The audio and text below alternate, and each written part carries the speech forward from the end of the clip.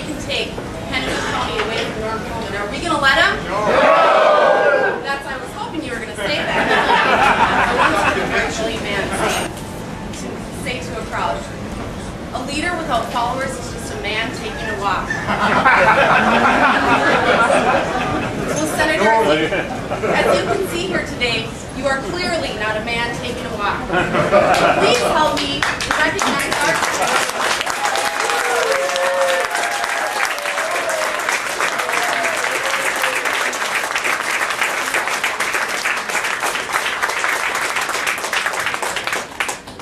That was magnificent. Magnificent. Mike and Susan, thank you for your leadership. Everybody here, this is very uplifting. Very, very uplifting to see the, by the way, the range of faces here. There are some of us who've been around doing this for a few years. Welcome.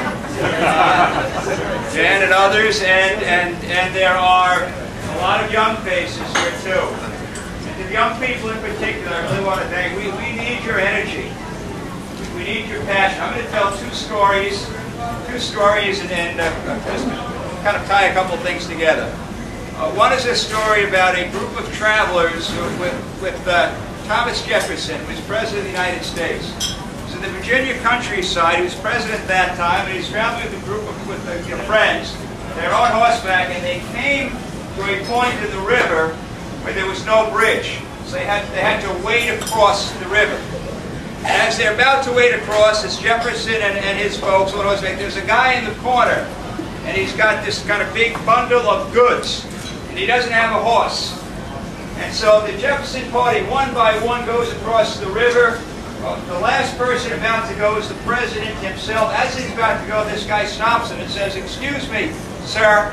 He says, "Can you help me? I can't get across the river, and I would love, could you help get me across?" The president says, "Absolutely no problem," stops what he's doing, loads them up together on one horse, with the bundle of goods, and they get across the river to the other side. When they get to the other side, one of the folks in the Jefferson party looks at this and he's outraged. He is absolutely furious. And so he goes up to the guy and he says, "How dare you?" He says, "You know, that is the President of the United States. And you could have asked any one of us to help you across the river, but instead you chose to bother him." And the guy says, "I'm sorry. I didn't know who he was. But I looked at all your faces and they said no. And I looked at his face and it said yes." I work in the United States Senate with Harry Reid, who has a face that says no.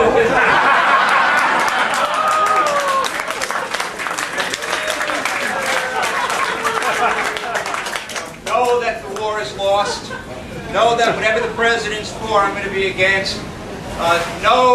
Know that you shouldn't be able to decide who your pediatrician is, who your doctor's government should decide that for you. Know that you as a worker should not have the right to have a secret ballot to determine whether you join a union. We'll take that away. It's a face that says no. And what we're about, and what this campaign is about, what I've tried to be about, and it kind of grown up, and Susan, I thank you for reflecting on my dad. I grew up, the son of a father who enlisted and lied about his age so that he and his best friend Danny Cohn could fight the Nazis. He was too young, so he lied to get into the army. He went through a depression, witnessed the Holocaust, liberated concentration camps, defeated fascism, saw the fall of communism, and came back and built the greatest nation on the earth, and all the blessings that we have. And the blessings now that this next generation can be passed on to has, is because had folks like my dad and generations before having a faith that says, yes, we believe in democracy, we will defend this country. And they had this unbridled optimism that said, in spite of the dangers and the challenges around us, we can succeed.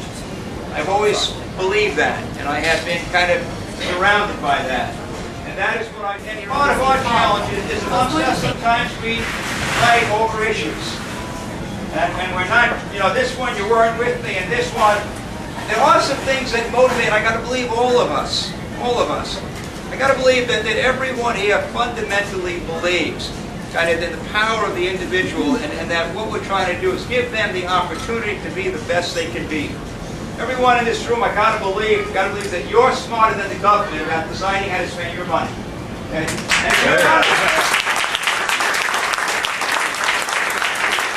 The reality is, I would not be in the Senate, would not be, and not the energy and passion of so many here. And Susan was right, that little discussion about a leader without followers is a guy taking a walk. We got to be doing more than taking a walk. We have to come together. We may disagree an issue here or there with a shared vision of tapping into the greatness of America, into the heart and soul of the people in this country, shaping an environment in which we do believe in peace through strength, in which we do believe that in the end you make wiser decisions about how to spend your money than the government, in which we do believe that we have to open up opportunities. There's a world out there, they have to be engaged, and we can win the battle of global competition, but we certainly can't put a bag over our head and hide from it. One vote. The entrepreneurial spirit, that's the greatness of America. Our whole vision is to unleash that. I have tried very hard. I've been now 5 years, and for those of us in the room who fought the battle before, time does fly. This next year will go very, very quickly. Very, very quickly. But the stakes are really enormous. They're really enormous. And so I'll end where I started, by simply saying thank you for everyone who's here. Thank you. I go into this understanding that they're a great challenge, understanding that the other side is motivated, understanding that they will have a lot of money, understanding that George Soros and company will be pouring billions in. You know, we don't need leadership here that is beholden to MoveOn.org. We don't need leadership in this state that calls our commander-in-chief, a betrayer.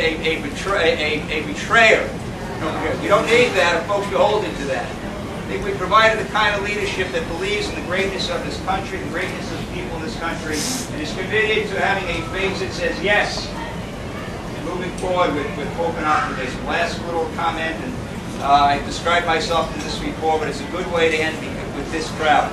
Norman Vincent Peale once said, become a possibilitarian. He said, no matter how dark things seem and may actually be, he said, always raise your sights and look to the possibilities. Because they're always, always there. If we work hard, if we're committed, if you give me the next year of your life, I will do everything in my power and work tirelessly to make those possibilities come true. They are in our grasp. We can make them happen. We have to win next November. This has been a magnificent beginning in Hennepin County. Onward to victory. God bless and thank you all.